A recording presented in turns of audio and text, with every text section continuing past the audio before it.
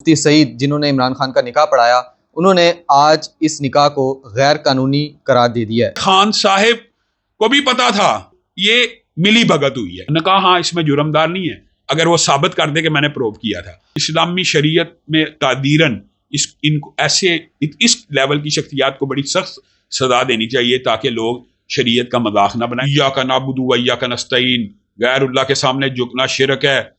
جب آپ مزاروں کے اوپر سجدہ کرنا شروع کر دیں اور عدت میں نکاح کرنا شروع کر دیں، پھر آپ ریاست مدینہ کا نام لیتے ہوئے آپ کو شرم آنی چاہیے۔ آپ کبھی کہتے ہیں میں پلے بوائے تھا، کبھی عدت میں نکاح کرتے ہیں، تو خان صاحب کی یہ جو زندگی ہے نا، یہ بڑی دو روحی ہے۔ گفتار کے غازی تو وہ بنے لیکن کردار کے غازی بن نہ سکے۔ اندرون خانہ یہ بات مفتی سعید کی زبان سے اپنے دوستوں کی مجلس میں نکل گئی ہوئی تھی۔ اس کے اندر سب سے زیادہ مستند رائے اسلامی شریعت میں ہوتی ہے عورت کی، اور ہم یہ سمجھتے تھے کہ بشرا بی بی شریعت کے مسائل سے آگاہ ہیں۔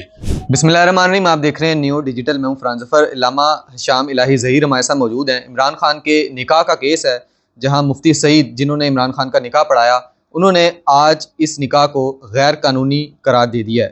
ان سے جانتے ہیں، یہ چونکہ نمائندہ شخصیت ہے، نظر آتے رہتے ہیں اپنی جماعت میں، دینی پوائنٹ آف ویو سے ان کی کیا رائے ہے اس نکاح کے بارے میں جو نکات سامنے آ رہے ہیں کہ عدت کے دوران جو ہے وہ نکاح کیا گیا، پہلا نکاح، اور اس کے بعد دوبارہ نکاح پڑھوایا گیا انہی سے۔ اس بارے میں ان کی کیا رائے، ان سے جانتے ہیں۔ السلام علیکم سر۔ وعلیکم السلام ورحمۃ اللہ وبرکاتہ۔ بتائیے گا، مفتی سعید کہتے ہیں کہ میں نے نکاح پڑھایا اور اس کے بعد عمران خان صاحب نے مہینے بعد میرے سے رابطہ کیا کہ میرا نکاح دوبارہ پڑھا دیا جائے، اور آج تقریباً ان کے نکاح کو 4 سے 5 سال ہو گئے ہیں۔ تو اتنے ٹائم پیریڈ کے بعد مفتی صاحب کا اس طرح دوبارہ منظر عام پر آ کر بتانا، یہ بہتر تھا؟ بسم اللہ الرحمن الرحیم۔ پہلی بات تو یہ ہے، میں مفتی سعید صاحب سے یہ کہنا چاہتا ہوں کہ آپ سے جب خان صاحب نے دوبارہ رابطہ کیا تھا، آپ کو دوبارہ نکاح نہیں تھا پڑھانا چاہیے، اور آپ نے کس اصول کے تحت نکاح پڑھایا کہ ایک بندہ مستند آپ کے سامنے جھوٹا ثابت ہو گیا کہ انہوں نے آپ کو اندھیرے میں رکھا۔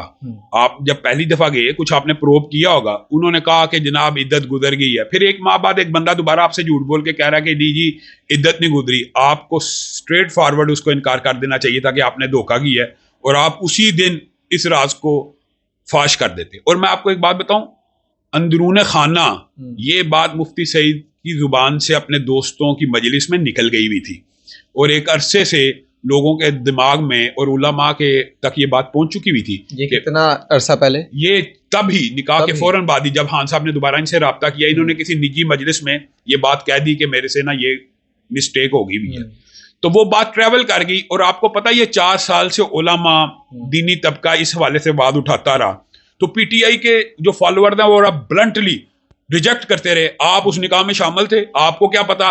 عدت کے مسائل عورت کے مسائل ہوتے ہیں، اور ظاہر انسان اس میں زیادہ زبان درازی کر بھی نہیں سکتا۔ عورت کو پتا ہوتا ہے کہ عدت پوری ہوئی ہے کہ نہیں، آپ کو پتا ہے ان کا جو سائیکل ہوتا ہے، کوئی عورت جانتی ہے، اور مختصر سے پیریڈ میں بھی 3 سائیکلز آ سکتے ہیں۔ مثال دے رہا ہوں، ابھی طلاق ہوئی، سائیکل شروع ہو چکا تھا، ایک 27 دن کے بعد دوسرا، تو 28 دن کے بعد تیسرا بھی ہو سکتا ہے، یہ پاسبل ہے۔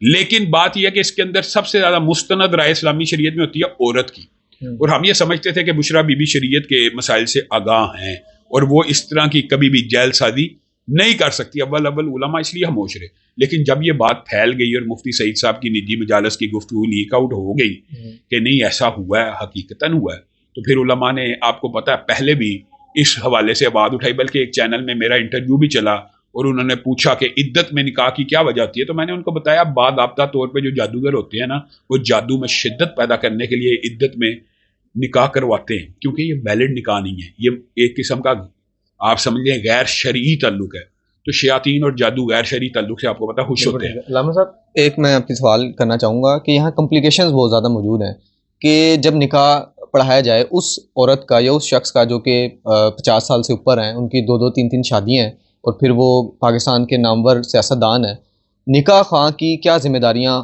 ہونی چاہیے، کیا ہوتی ہیں، اور کیا مفتی صاحب جس طرح بتا رہے ہیں کہ اسی ٹائم ان کو بتا دینا چاہیے تھا کہ یہ غیر قانونی نکاح ہے، تو اس کا مطلب انہوں نے بھی وہ بھی اس جرم میں اب شریک ہیں کہ انہوں نے اگر غیر قانونی اب کہہ رہے ہیں تو اس وقت انہوں نے غیر قانونی کام کیا تھا دوبارہ نکاح پڑھا کے؟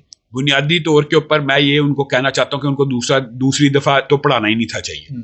پہلی دفعہ ہو سکتا ہے، پہلی دفعہ کی جو ذمہ داریاں ہو سکتا ہے مینوپولیٹ کیا ہو سکتا ہے میں اب وہ حالات واقعات تو نہیں جانتا، یہ آپ مفتی سعید صاحب کا انٹرویو کریں، وہ آپ کو بتائیں گے۔ انہوں نے میرا خیال ہے یقینی طور پہ پوچھا ہوگا گواہ ہاں سے کہ عدت گزر گئی ہے. بینگ اسلامک اسکالر میں پوچھنا چاہ رہا ہوں کہ کیا پوچھا جاتا ہے پھر؟ کیا آپ عدت میں ہیں وہ انہی سے پوچھا جاتا ہے یا ان کی تحقیق کی جاتی ہے؟ بنیادی طور کے اوپر جو اتنی معروف شخصیت ہو نا اور پتہ ہو کہ اس کی طلاق ہوئی ہے تو یہ نکاح ہاں کی ذمہ داری ہے کہ وہ پورا پروب کرے, تحقیق کرے اور کم از کم 4 گواہ 5 گواہ اس کے اوپر قائم کرے کہ بھائی یہ ان کی گواہیوں کی وجہ سے میں نکاح پڑھا رہا ہوں, مجھے شبہ ہے کہ آپ کی عدت مکمل نہیں ہوئی. اگر وہ گواہی دے دیں تو عورت کی ظاہر آپ اس شریعت میں عورت کی رائے یہاں پہ معتبر ہے, اور وہ ایک مذہبی شخصیت تھی, ان کی رائے کو معتبر سمجھا بھی جانا چاہیے تھا. لیکن وہ تو آپ سمجھ آئی ہے کہ انہوں نے بھی جھوٹ بولا, اور مفتی سعید صاحب نے جو اب بیان حلفی دیا اس کے اندر اس بات کا پورا موجود ہے بیان کہ خان صاحب کو بھی پتا تھا, یہ بات نہیں رہی اب. یعنی پہلے تو ہم یہ سمجھتے تھے شاید خان صاحب کو دھوکے میں رکھا گیا ہو یا بشرا بی بی نے جو, یہ ملی بھگت ہوئی ہے, یہ ملی بھگت ہے اور یہ اسلامی شریعت کا صریحاً مذاق. علامہ صاحب پہلا نکاح غلط ہو گیا, عمران خان صاحب نے دوسری دفعہ بلایا اور دوسری دفعہ نکاح پڑھا دیا گیا. اس وقت قانونی شرعی حیثیت عمران خان صاحب کے نکاح کی کیا ہے؟ یہ تو آپ مفتی سعید صاحب سے پوچھیں کہ فقہ حنفی میں یہ نکاح ہو جاتا ہے. ویسے اسلامی شریعت اور لاء کے اندر نکاح کی کوئی شرط فوت ہوئی ہو تو اس شرط کو پورا کرنے کے لیے نکاح پڑھایا جا سکتا ہے اور نکاح ویلڈ ہوتا ہے. مثال دے رہا ہوں, حق مہر نہیں تھا یا گواہ نہیں تھے تو وہ بعد میں اس کو ویلیڈیٹ کیا جائے, ولی کو بعد میں منا لیا گیا تو نکاح دوبارہ کیا جا سکتا ہے, منعقد ہو سکتا ہے اسلامی لاء میں. لیکن اصل بات اس سے پہلے کی ہے جو جرم سرزد ہوا. ایک ہے جہالت بہت بڑا عذر ہوتا ہے اسلام کی شریعت. ایک ہے کہ پتہ نہیں تھا جی, ہمیں احکام شریعت کا علم ہی نہیں تھا, تو یہ عذر تو مقبول ہے کہ واقعی اگر جینون جائز نہیں تھا پتہ. یہاں پہ دونوں فریقین کیا کہہ رہے ہیں کہ ہمیں پتہ تھا. تو پھر یہ جو مذاق ہوا ہے, یہ جو کھیل ہوا ہے, نکاح بعد والا ویلڈ ہونا نہ ہونا ایک الگ آپ نے سوال کیا اور اہم سوال ہے, یہ فقہ حنفی والوں سے آپ پوچھیں.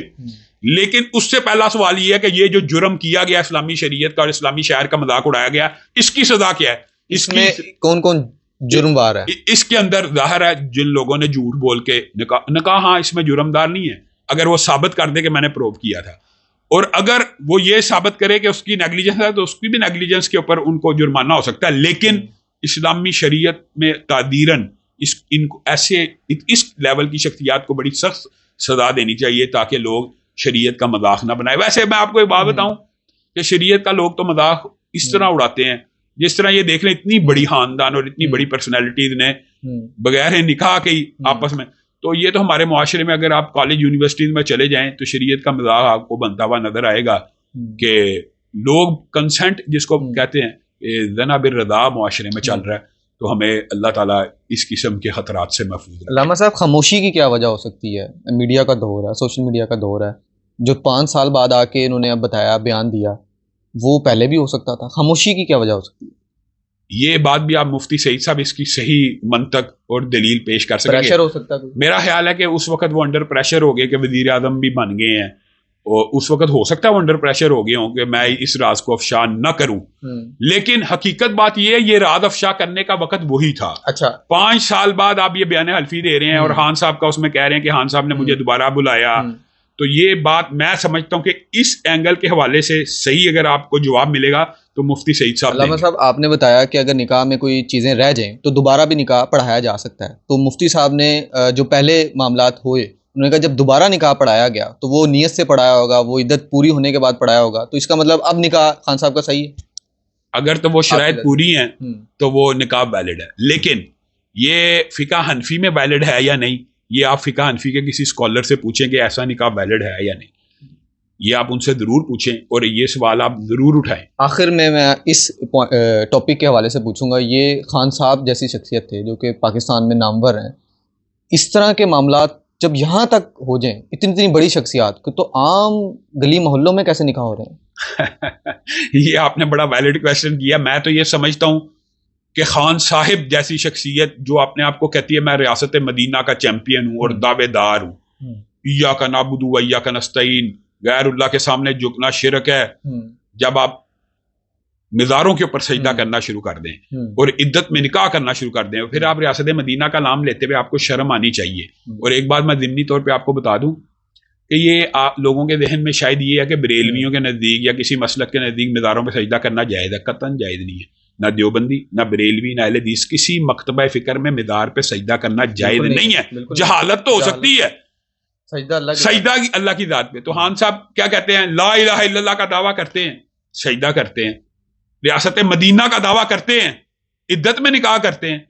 ریاست مدینہ کا جو سپہ سالار ہے یا سردار ہے, آپ کس کے ساتھ کس نسبت جوڑیں, آپ کو یہی حیا کر لینی چاہیے. اور آپ کا ذاتی عمل کیسا ہے, آپ کبھی کہتے ہیں میں پلے بوائے تھا, کبھی عدت میں نکاح کرتے ہیں.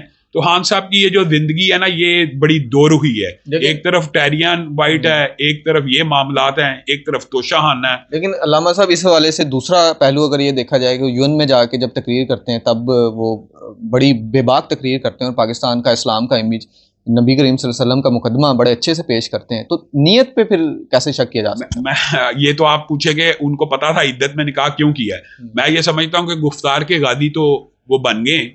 جو آپ نے سپیچ کی بات کی ہے وہ تو ہر مسلمان کے, ہم یہ سمجھتے ہیں کہ رسول اللہ کی محبت ہر مسلمان کے دل میں ہوتی ہے, ان کے دل میں بھی ہوگی. گفتار کے غازی تو وہ بنے لیکن کردار کے غازی بن نہ سکے. حالی زبان سے محبت کا اقرار کر دینا اور حالی زبان سے اس چیز کا اظہار کر دینا یہ کافی نہیں ہے اسلام میں. اس رسول ہاشمی کی تعلیمات کے اوپر عمل کرنا لازم ہے. ورنہ رسول اللہ سے محبت آپ کا خیال ہے جو بد عمل بے عمل مسلمان ہوتا ہے اس کو نہیں ہوتی. میں یہ سمجھتا ہوں کہ کلمہ گو مسلمانوں کی اکثریت چاہے بے نمازی ہو چاہے شراب نوشی کیوں نہ ہو, وہ رسول اللہ سے شدت سے محبت کرتی ہے. لیکن کیا یہ محبت کافی ہے؟ کافی نہیں ہے. عمل سے ثابت کرنا پڑے گا کہ میں اس رسول ہاشمی کا پیروکار ہوں. تو آپ ریاست مدینہ بنانے چلے ہیں اور آپ یہ کہتے ہیں میں ریاست مدینہ بنانے, تو ہم پرستی کی انتہا نہیں ہے کہ یہ نکاح اس لیے کیا جا رہا ہے کہ اس کے بغیر میں وزیر اعظم نہیں تھا بن سکتا. تف ہے یار ایسی سوچ کے اوپر. اور اگر آپ اس توہم پرستی کی بنیاد کے اوپر اتنی بڑی بد عملی کر رہے ہیں تو آپ کم از کم اللہ کے لیے, ہمارا ان سے بنیادی اطلاع یہ ہے ریاست مدینہ کا اور اسلامی ٹچ کا اور اسلامی گفتگو اور اس طرح کی باتوں کا نام لینا چھوڑ دیں. آپ بھی سیکولر پارٹی کی طرح, جس طرح نون لیگ ہے, پیپل پارٹی ہے, جس طرح وہ سیاست کر رہے ہیں آپ بھی کریں.